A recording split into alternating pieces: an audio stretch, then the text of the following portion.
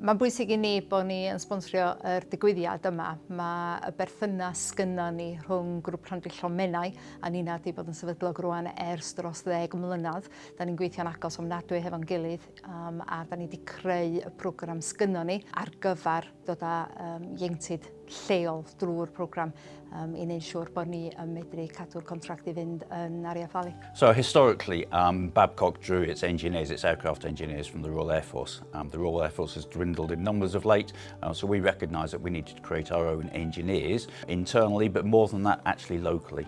So we set up a scheme. In fact, Betham was instrumental in setting the scheme up some years ago to look at how we draw onto that local talent pool and actually create a Babcock aeronautical engineer. Ar hyn o bryd, mae yna dros 70 o ieuenctid wedi dod drwy'r programme. Mae'r rhai ar y programme ar hyn o bryd yn ei flwyddyn cyntaf ac yn ei hael flwyddyn, a mae'r eraill i gyd posib ddod ar y programme maen nhw wedi sicrhau swyddi llawn amser parhaol yn Ariaf Valley. Mae'r rhai wedi mynd ymlaen i weithio yn rhannau eraill o'r byd, ond maen nhw gyd dal yn gweithio o ran y busnes o fewn y busnes aeronautical engineering.